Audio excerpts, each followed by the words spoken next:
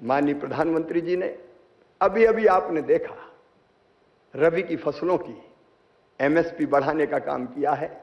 किसान भाइयों, गेहूं पर 160 रुपया प्रति कुंटल, चने पर 225 रुपया प्रति कुंटल, मसूर पर 300 रुपया प्रति कुंटल, सरसों पर 250 रुपया प्रति कुंटल, कुसुम पर 600 रुपया प्रति कुंटल अभी अभी प्रधानमंत्री जी ने एमएसपी बढ़ा के किसानों को उनकी उपज का सही और पूरा दाम देने का फैसला किया है।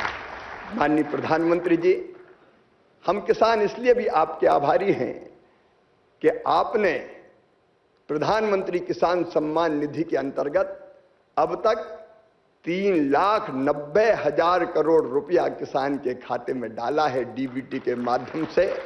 और आप 1 रुपया डालते हैं तो सीधे 1 रुपया किसान के खाते में पहुंचता है।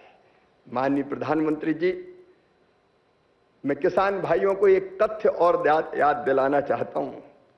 यूरिया और डीएपी जिसका इस्तेमाल हम फसलों के उत्पादन को बढ़ाने के लिए करते हैं, पहले की सरकारें लगातार उनकी कीमत बढ़ाती रहती थी, लेकिन जब से प्रधानमंत्री बने हैं नरेंद्र मोदी जी, रेट तय है।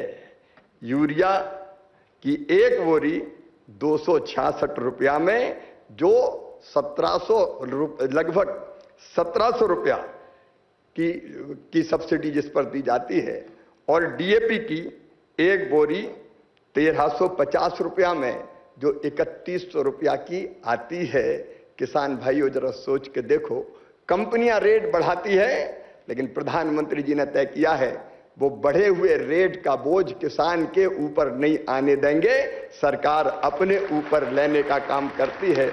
पिछले 10-11 सालों में खाद्यान्न का उत्पादन रिकॉर्ड बढ़ा है 40% से ज्यादा। गेहूं के, चावल के भंडार भरे हैं। गेहूं हो, चावल हो, मक्का हो, मूंगफली हो, सोयाबीन हो, पिछले साल हमने रिकॉर्ड उत्पादन किया है। और कृषि की जो वृद्धि की दर है वो अपने आप में प्रधानमंत्री जी के नेतृत्व में जो कृषि के क्षेत्र में काम कर रहा है उसकी सफलता की कहानी कहती है। लेकिन केवल 2 बातें।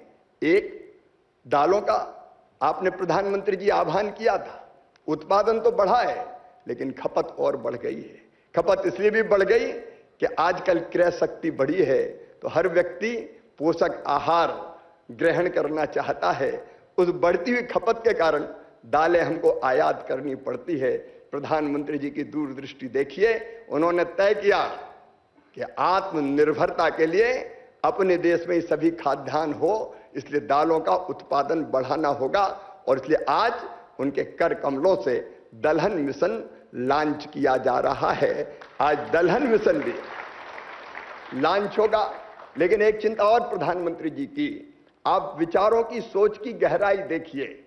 कई जगह राज्यों में उत्पादन कई फसलों का बहुत अच्छा है, लेकिन हमारे कई राज्यों में उत्पादन उतना नहीं है। कई जिले बहुत अच्छा उत्पादन करते हैं, लेकिन उसी राज्य के दूसरे जिलों में उत्पादन कम है। और इसलिए प्रधानमंत्री जी ने सोचा कि उत्पादन में भिन्नता क्यों।